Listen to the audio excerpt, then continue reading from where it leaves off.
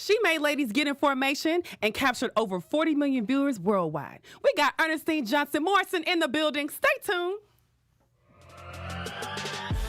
You're tuned into Black Hollywood Live, the world's first digital broadcast network devoted entirely to urban entertainment and pop culture. Tune in right now. What's up, world? Welcome to Gone Viral. Listen, this is the show where we interview some of Hollywood's and the world's hottest entertainers and influencers, and we capture their moments of viral fame. But first of all, let's talk about our guest today. She is an actress, a multi-viral poet, an entrepreneur, and a true influencer of her industry.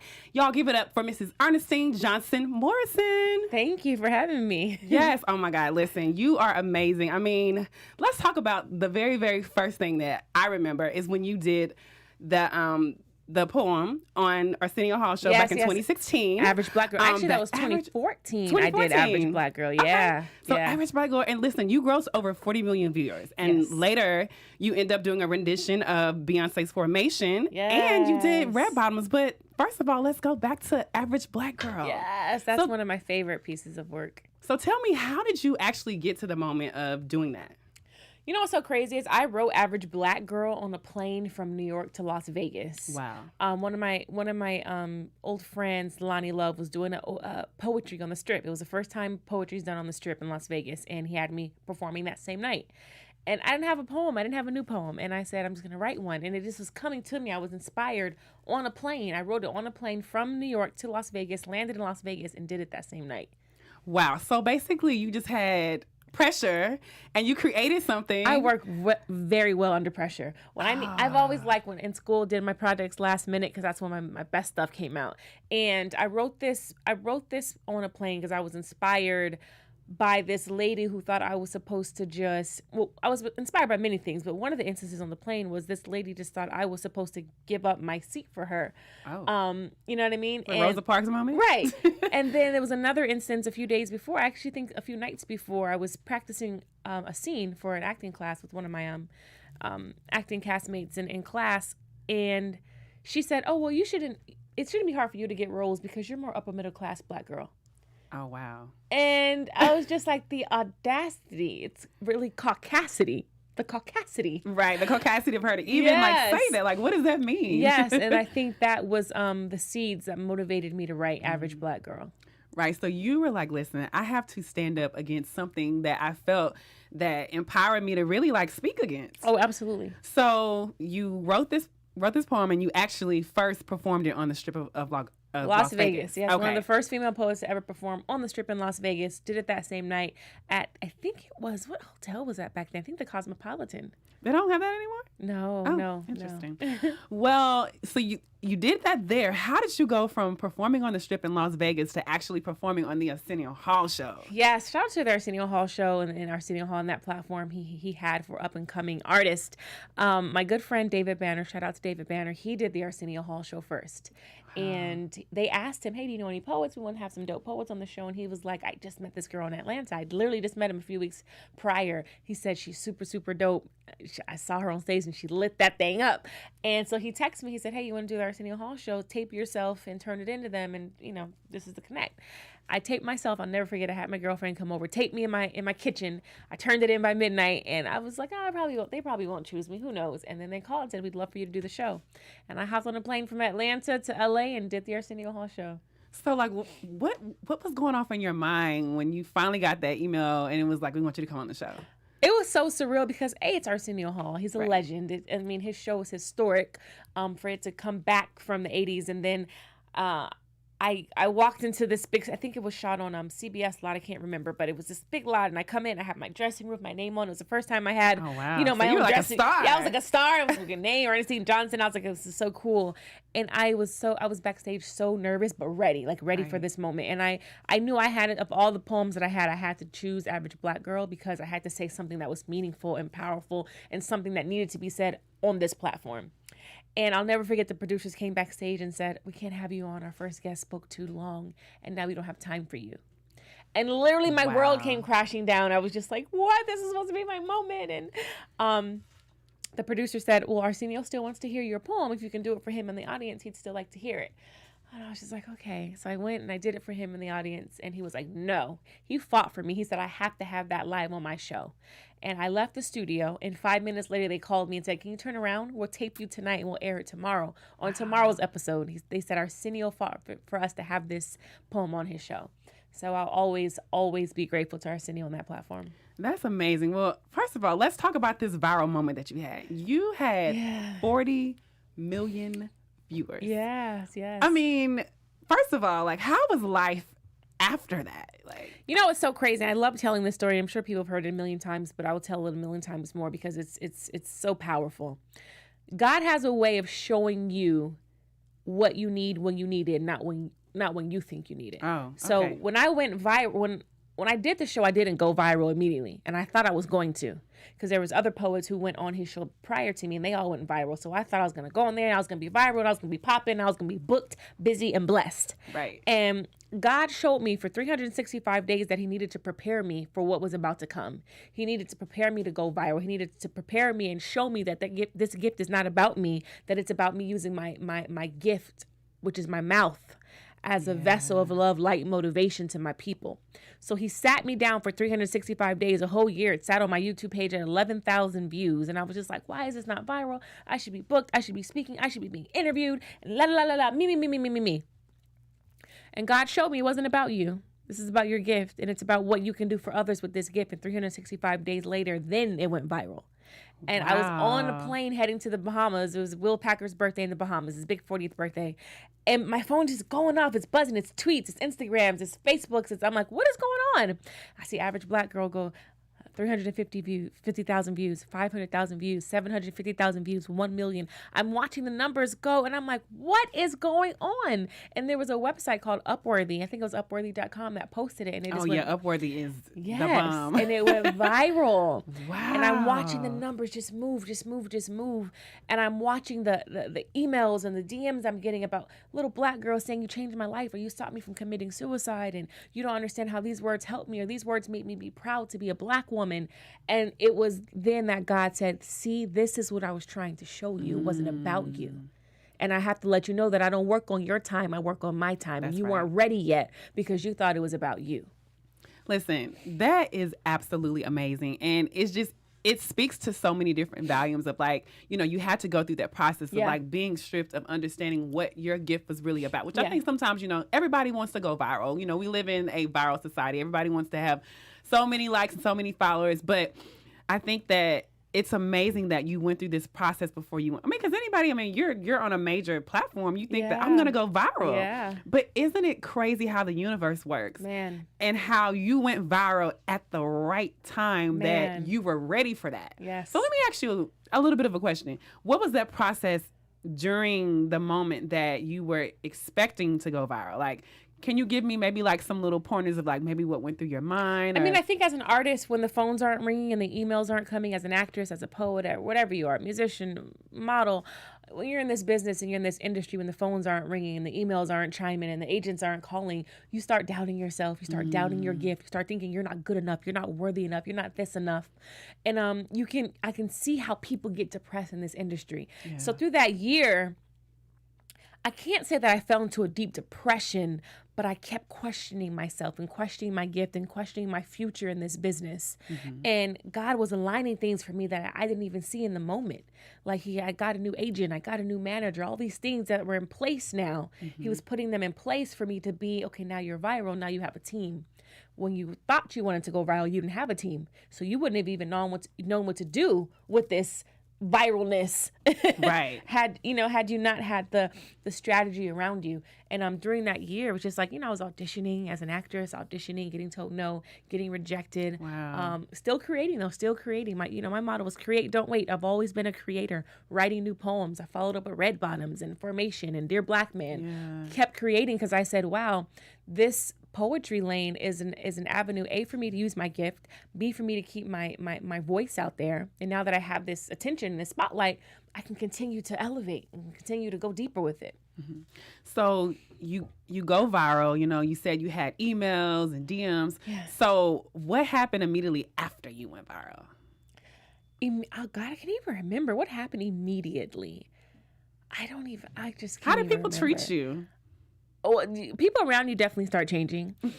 For sure. And then, I didn't really know much about what viral meant then. This was 2015. So we're coming up on 2020 now. So viral has kind of been a thing for 5, 6, 7 years now.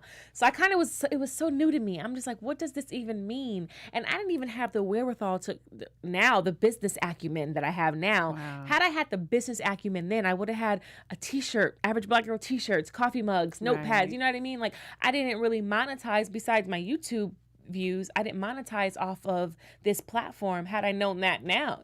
Right. Now, what I know now. But your friends start changing and they start thinking you're getting a little more famous than them. Like, going viral or just any type of attention on you will really show you who the people really are. Yeah. That's real. But luckily for me, I had such an amazing group of friends, the Fab Five girls in Atlanta. We keep each other grounded and humble, and we help each other out with auditions and in our art. So it was really important for me at that time to keep my circle close. Right. Yeah.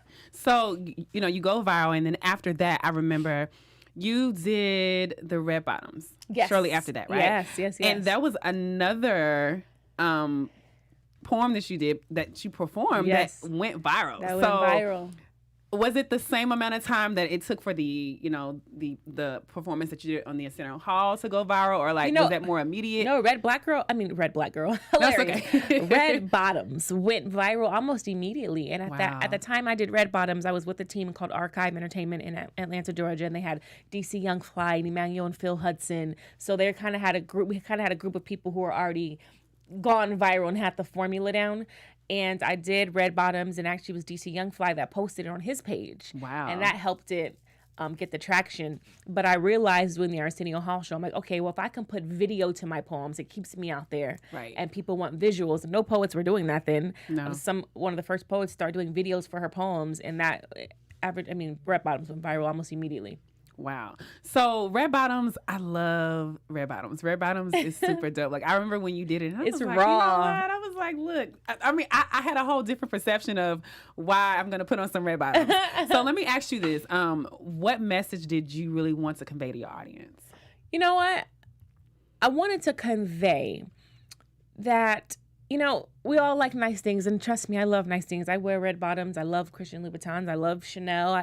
I'm very, very love my stuff. Yes. However, I think it's important, especially for women, and particularly Black women, that we have our finances together. Mm-hmm. Before we buy some Red Bottoms, make sure that we have life insurance, make sure that we have health insurance, make sure that we are investing, make sure we have a savings account, an IRA, mutual funds, making sure that we are not putting value on things that have no value. Right. You know what I mean? Mm-hmm. Like, we put so much value on these brands and these labels that don't pay us and don't feed our families, are not helping us build generational wealth for our families, but we put so much money out into other people's families because they're not companies, they're families. Right. There's a family attached to Christian Louboutin. There's a family attached to Chanel. There's a family attached to Gucci. They're not just companies behind a computer screen. These are real people with families, and we are pouring into them before we pour into us. Mm-hmm. So I wanted Red Bottoms to say, hey, we're worthy. We can pour into us first. We've been exploited for many, many centuries by white folks. We've been exploited. Let's make sure that we are taking our power and pouring into us and our people and our wealth.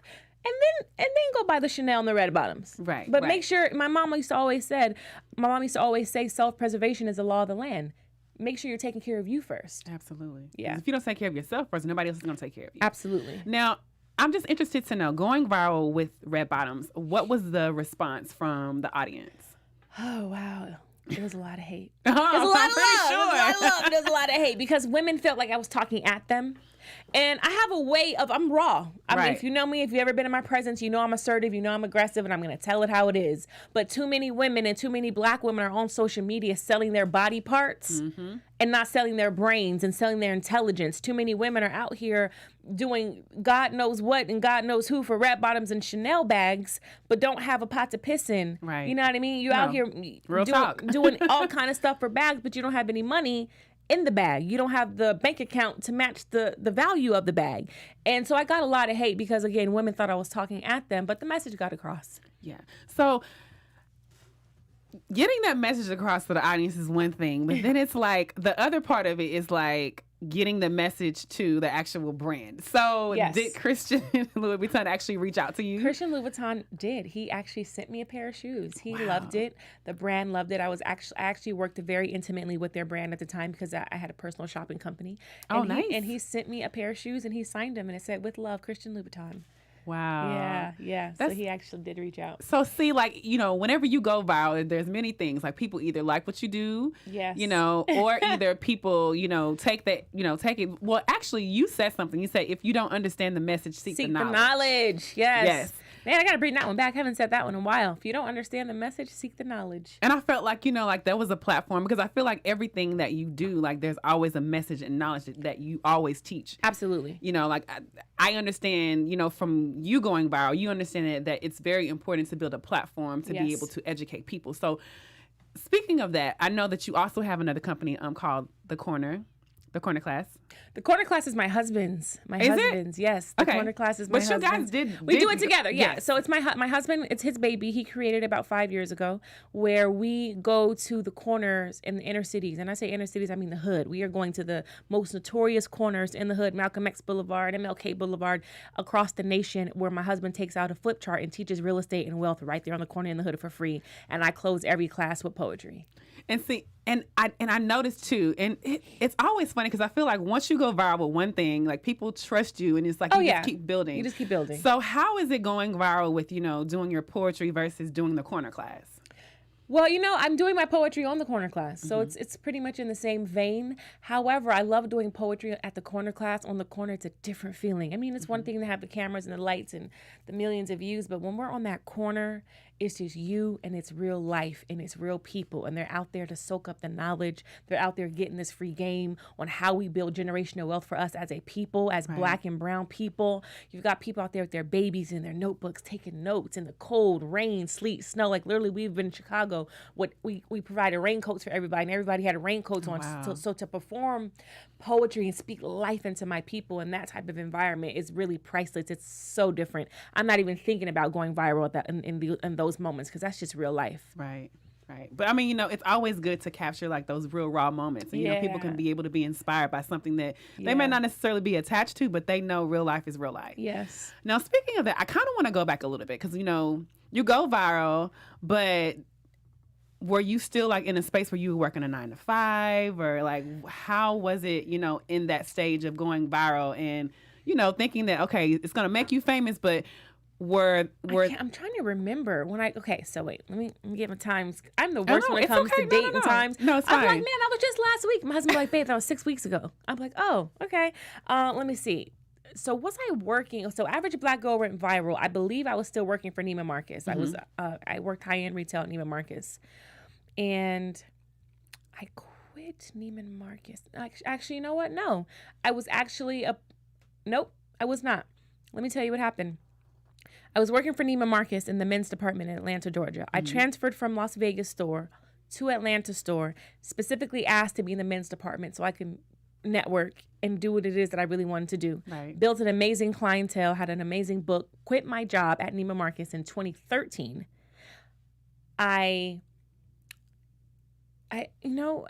In the beginning of 2014, I quit my job, started my own personal shopping company with all the resources and relationships I met at Neiman's. And the very first thing I booked was the Arsenio Hall Show. So I was no longer working a 9-to-5, but I was running my own business. I started my own personal shopping business at the age of 24 years old. I was working with Kevin Hart, Floyd Mayweather, Julio Jones, Roddy White, Von Miller, Demaryius Thomas, all these amazing relationships that I met through retail. I started my own company and cut the middleman out so I can focus on poetry and acting. Right. So, I mean, wow, that's amazing, because a lot of times people think that, like, even though, like, once you go viral, like, I'm famous, I don't have to work anymore, like, I'm done. But, I mean, honestly, you kind of already had your thing going. So it actually kind of set the bar for you. Here's the thing, guys. Everything in life is about strategy. And people say exit strategy because you don't just exit. There's a strategy behind the exit. I've always had an exit strategy. When I clocked into Neema Marcus in Atlanta, I told HR, I said, I'm only going to be here a year and a half. I put my 2 weeks in notice, my 2 week notice in at a year and a half. I remember like yesterday going up that escalator to HR and letting them know, okay, this is my 2 weeks. you have to have an exit strategy. When you have very clear goals and aspirations, you have to put a plan around them and you have to execute those plans. It was always in my plan to work for a year and a half, stack up 6 months of living expenses, start my own company. Just in case a company wasn't generating revenue immediately, I had 6 months to fall back on. But the vision was always to be a full-time actress and poet and have and be flexible with my schedule so I can work on my art. Right. So in that moment of, like having the success with Red Bottoms and having the success with the Arsenio Hall Show, yes. How did that, what did that do for your business, your personal business?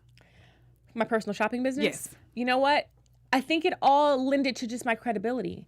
And when I'm dealing with people like Kevin Hart and Floyd Mayweather and all these amazing people, I'm dealing with credit card numbers and bank accounts and, that type of thing. So I think, at the same time where I'm going viral with these powerful messages, it really, really built a trust between me and my clients. Like, you can trust me to go to Barney's or wherever and get your clothes for you. It's built a really great trust between me and my clients, which turned into great friendships and amazing, strong, authentic I gotta say that in Hollywood. Authentic relationships. Right. Yes. That's important because I feel like, all of us want to be famous or whatever, but I think sometimes we miss that it's about relationships. It's about relationships. It's about being authentic, man. Authenticity will take you further than talent could ever take you. And that's one thing that I've always been so big on, integrity and authenticity. You may not like me. I may be too aggressive for you. I may be too assertive. I may be too bossy for you. But guess what? I'm authentic. I am authentic and I'm going to walk with integrity and nobody can buy that. That's important. Yeah. It's important. I mean, that's something that, sometimes going viral doesn't necessarily show you. But I mean, again, like you said, I mean, it's all about being authentic. And one thing I want to go back to, one of the things that you did is you did something that was called Black Love. Yeah. That also went viral. Y'all listen, she is a multi-viral poet. It's like when you speak, people are glued to what you have to say. I want to know, what were some of the challenges that you felt like you experienced after you, spoke your raw truth?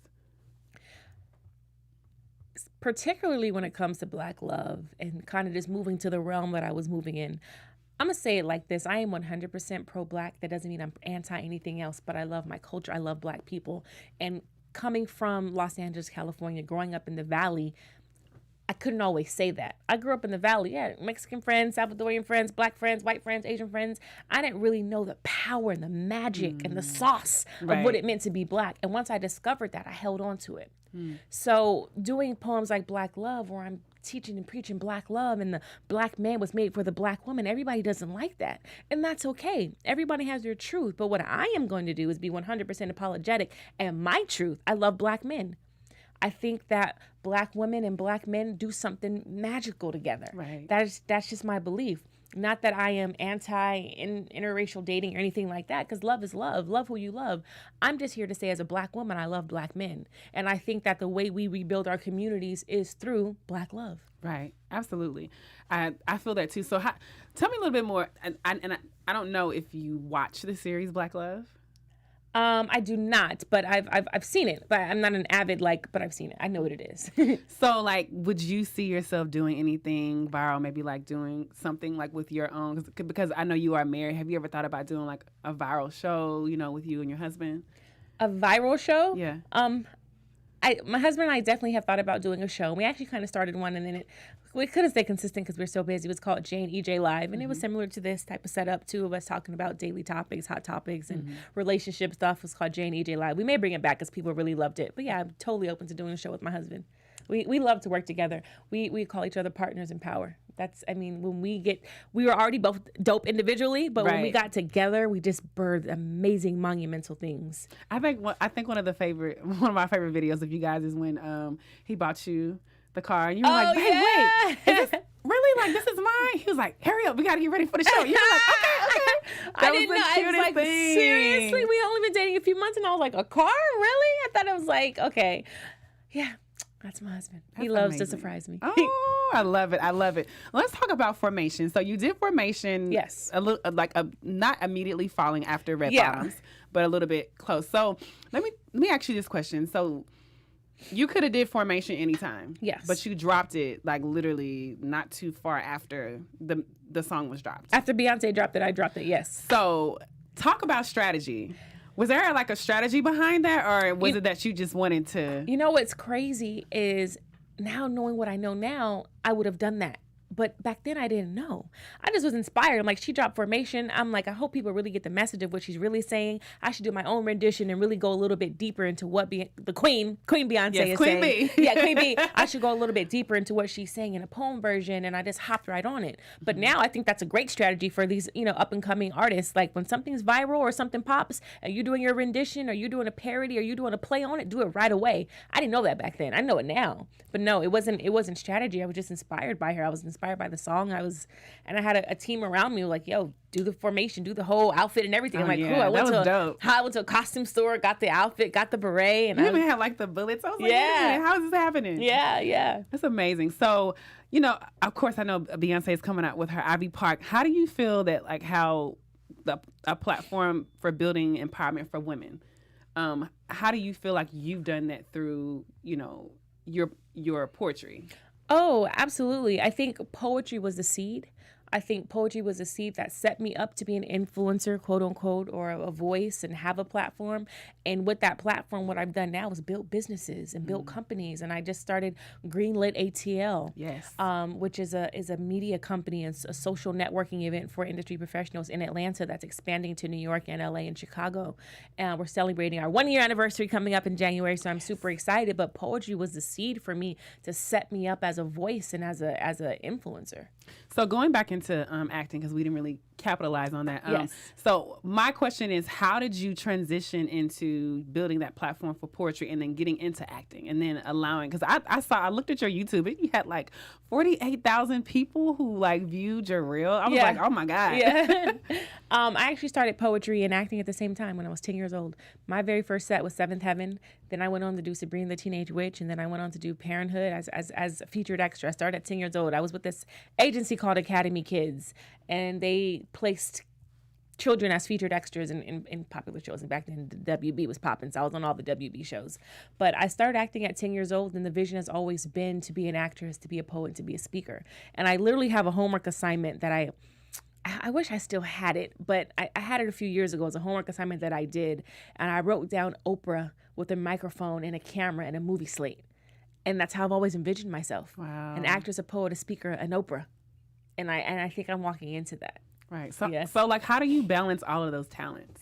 I don't think you balance anything in life. I feel you on that one. I don't really know if balance really exists. I think you find what works for you and you work that. I do think that a little bit of foundation, I wouldn't call it balance, but foundation comes from your self-care, how you work out, how you read, how you eat, how much water you drink to keep you centered and keep you grounded and keep you functionable. Right. Yeah. Exactly. Keep you functioning. Yes. Like, I mean, having a healthy mental. Yes. Is like that. That's so. I think mental health is so important. I think absolutely, no matter what you do, I feel like if you don't have your mental health intact, I feel like everything else is just it's off. Work. I mean, there's some times where I'll be like, 2 weeks ago, my life was just in shambles for a week, and I'm like, why am I just so off? Why am I off?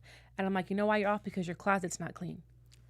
And I just literally, those little small sediment yeah, things. like literally my life was just everywhere, and I'm like, you know what? I got to go down and clean my closet. That's the root.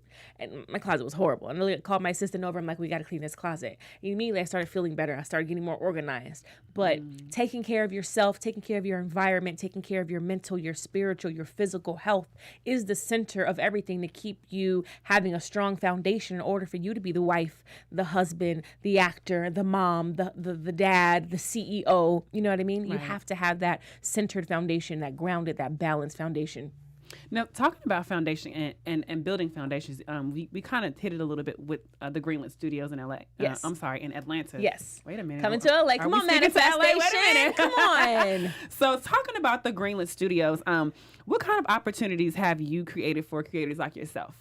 Oh, man, I just got done funding a film with Nina Holiday and BET called Hip Hop Holiday. I was going to talk about that. Yes, Hip Hop Holiday starring Taronda Jones and Wendy Raquel Robinson, directed by none other than the Terry J. Vaughn, written by cast secrets Beatles of Nina Holiday. So Greenlit has put me in a position to galvanize filmmakers, film lovers, actors, producers, writers, content creators, and put myself in position to fund and to offer funding resources to filmmakers. Got you. Awesome. So tell me a little bit more about like how you would find more of, I guess I would say, you're helping them create content, but how do you teach them about strategizing and getting their own brands out there? Well, at Greenlit Atl, which is the first Thursday of every month in Atlanta, Georgia, what I do is I screen short content from various independent filmmakers, right? Mm-hmm. And it's not a motivational event, even though you leave very motivated. Because a lot of motivational events, I feel like you leave motivated with no game plan. Right. But at Greenlit, what we do is we offer you the tools. We offer you writers' courses. We offer you producers' courses, directors' courses, acting classes. We strategically place people in the room that can help you have longevity in your career, right? So it's not like, hurrah, we're motivated. I screened my film. Woohoo! Go back home, and then you get in your car, you're like, okay, what do I do next? We are giving you action steps and resources and practical tools for you to have longevity in this industry, in this business. Mm-hmm. So do you think that it's all like a numbers game? When it comes to like creating content, or? I think it's a mixture of everything. I think it's a cocktail. It's a cocktail of different formulas. I think it's numbers. I think it's strategy. I think it's marketing. I think it's relationship. And I think it's faith. Oh, number one, I would definitely feel like... I would definitely say that I feel like it's faith, because how can you consistently keep getting rejected and keep getting rejected and find a way of being able to get back up? You have to have some type of faith. You have to have some type of faith. And I for some people who follow me, I use my acronym CROWN. Wear your crown, your confidence, your resilience, your optimism, your willpower, and set your non-negotiables. It takes resilience. And resilience is to be bended, to be broken, to be stretched, but being able to bounce back. That bounce back, that's the faith. Oh, yeah. I've been bended, I've been broken, I've been stretched. I'm stretched daily. But because of my faith, I have resilience. I know I'm going to bounce back. Absolutely. Yeah. So you have created a space, in Atlanta, the Greenlit Studios. Yes. And also there's another studios, Tyler Perry Studios. What kind of opportunities do you think that, platforms like yourself and Tyler Perry are actually creating for people in Atlanta and even all over the world? Like Tyler Perry said at the BET Awards, I'll never forget it. It was so powerful. He said, well, everybody was talking about Oscar so white. I was in Atlanta building. And he said, I know if I just built this table, God will prepare it for me in the presence of my... We are creating platforms where we are creating and not waiting. And we are putting people of color in position to work and to work at a high level with quality.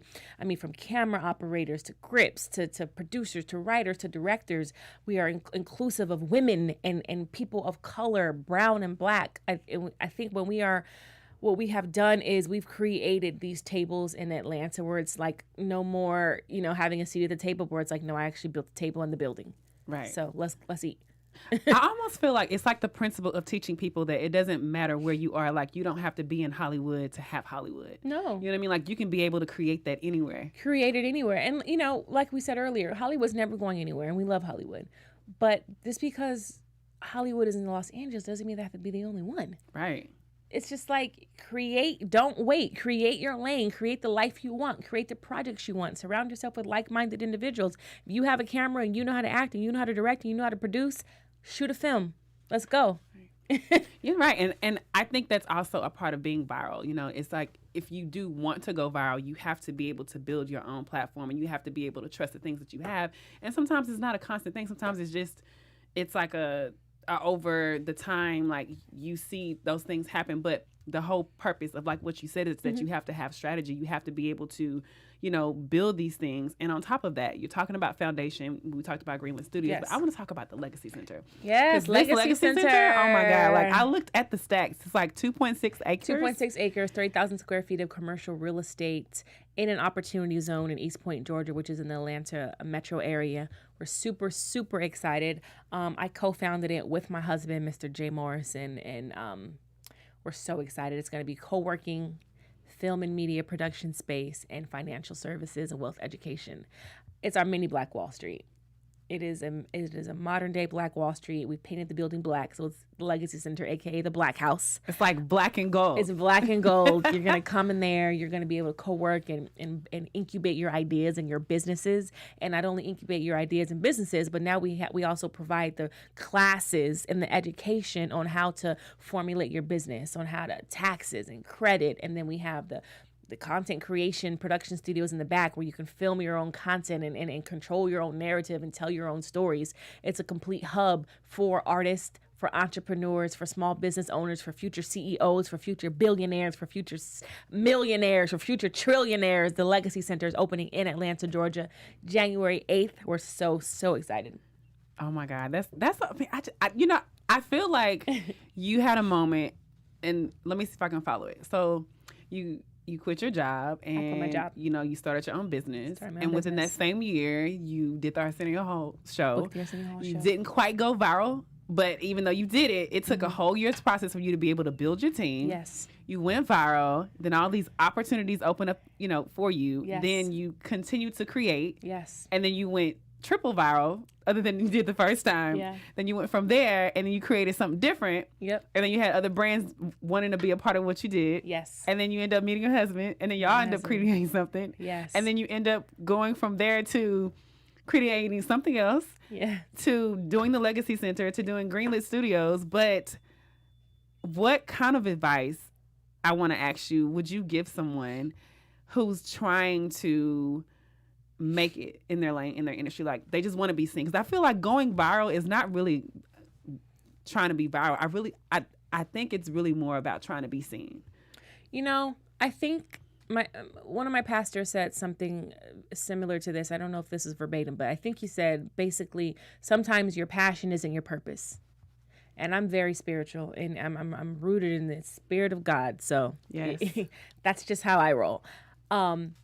Your gift will make room for you and bring you in front of great men. That's Proverbs. And I wholeheartedly believe that. And sometimes we are operating in our passion. Our passion is not our purpose. I think that we have to, as artists, as entrepreneurs, as women, we have to be still and allow God to work, and allow the universe and allow God to maneuver you into the lane that he has designed for you. Because when we think we know what we want, God knows what we need. And I have always elevated. Every year I've had something pop, whether it was something viral, my company's popping, or it's because I'm operating in the Spirit, and I'm letting God use me, and I'm letting him use all of my gifts. Wow. And, you know, to be quite frank, it was acting for me. I wanted to just acting. And although I'm an actress and I've have a great resume and I'm booking, but God showed me you're so much more than an actress. And if you just listen to me, I'll show you that you have Greenlit in you. I'll show you that you're going to birth the Legacy Center. I'll show you that you're going to birth now a studio. I show you that you're going to birth this legacy you're building with your husband. Like, God has so many gifts inside of us that we have to give birth to. But we so focus on our passion sometimes that we're not making room to give gift to the real gifts that God has in us. And, you know, I don't think you try to go viral. Right. I think you try to put quality work out there and operate in the Spirit and operate in your purpose. And if it goes viral, it's because it was destined by God. Right. So what are three advices that you, or I like to say vices, like more like viral vice. What three vices would you give people out there who want to go viral? Quality content, consistency. And I think that's where I messed up. I wasn't consistent. I did one poem a year, two poems a year. Staying consistent, originality, consistent, and quality. Wow. So originality, consistency, and quality. Yes. What about any type of strategies that you would use? You know what? So many people just use one platform on social media, which is usually Instagram. Use all of the platforms. Use Facebook, use TikTok, use Instagram, use Twitter. Stay on top of all of the platforms, because you never know who your audience is. Some people go viral on Instagram but can't go viral on Facebook because their base is on Instagram. Do you feel like it's like a difference from going like the certain strategies that you use to go viral on Facebook that you do on Instagram? Yeah, I think you have to know your audience. You know what I mean? As a person who's an influencer and person who's a social media influencer, know your audience, know your algorithms, know your insights, know who you're speaking to. If your crowd is a little older, then maybe it's Facebook that you should put your videos on. If your crowd's younger, if your crowd's into music, use TikTok. You know what I mean? Really, really know your audience and study your analytics. So speaking of audience and analytics, I know that you did a TED Talk. Yes, I did. Buckhead. Yes. I mean, you started off with the average, Crown. Yeah, you did. I started with the average Black girl and went to the Crown. Yes. Yes. Mm-hmm. So because I feel like TED Talks is I feel like it's just a space for people to just find out greatness of like how they can be able to, you know, learn things, whatever it is, whether it's acting, whether it's tech. I feel like TED Talks is really giving a person an opportunity to be able to empower other people to do what they do. So what specifically do you, because I know that through TED Talks, you actually created the Crown. Mm-hmm. What do you want to build with that platform, The Crown? Crown is going to, well, it really is just my model for life. But Crown eventually will be a talk show. And it's really my roadmap on how I speak. When I do speaking engagements, I speak from The Crown. It keeps me on track. When I talk about the confidence, the resilience, the optimism, the willpower, the non-negotiables. It's like a format. It's my format. It's how I live my life. It will eventually turn into a talk show. I've already started a show, a short form content on YouTube called Beneath the Crown. But Crown is just, it's my essence, it's my aura, it's my energy, it's my mantra, it's how I live my life. When you hear The Crown, you think queen, because everyone's, king and queen these days, but you don't just wear a crown. It doesn't just get on your head overnight. You got to build the crown. You got to build the confidence. You got to build your resilience. You got to build your optimism. You got to build your willpower. You have to set clear non-negotiables. And that's just how we have to operate when we're walking into our royalty. That's right. It's true. Yeah. So I think you kind of touched on it a little bit. What can we expect to see more from Ernestine? You can expect to see me way more on your television screens. Oh. On your movie screens. And you can also expect to see my name in the executive producer credits a lot more. Oh, yes, because you did executive produce Hip Hop Holiday. I was one of the executive producers, yes, alongside Nina Holiday, Terry Javon, and Cass Seeger's Beatles, and Demarius Thomas, actually, my NFL partner, Demarius Thomas. Well, I have to say, you are amazing. I mean, you have taken viral on the charts when it comes to poetry and acting and everything that you do. Thank you. But, I want people to know, how can they actually find you? Yes, I'm on these in these Graham streets. Hit me on Instagram at Mrs. MRS Ernestine Morrison. That's ERNESTINE. Mrs. Ernestine Morrison. Follow my company, Greenlit Atl. It is coming to LA, Greenlit LA. Stay tuned. So yeah, keep up with me, man. And subscribe to my YouTube, Ernestine Johnson Morrison. Well, ladies and gentlemen, that was Ernestine Johnson, and I am your host, Ms. Neema Skye. You can find me on all social media platforms at Neema Skye. And we love you. And you know what? We'll see you next week. Thank you. On behalf of our BHL staff, we would like to thank you for tuning in to Black Hollywood Live, the world's first digital broadcast network devoted entirely to urban entertainment and pop culture. Check out our Black Hollywood Live YouTube page for even more great programming and amazing content. And be sure to subscribe and like our channel when you do. I'm your BHL host, Nakia Monet, and you can find me on all social media at Kiki Boom Boom or at Black Hollywood Live.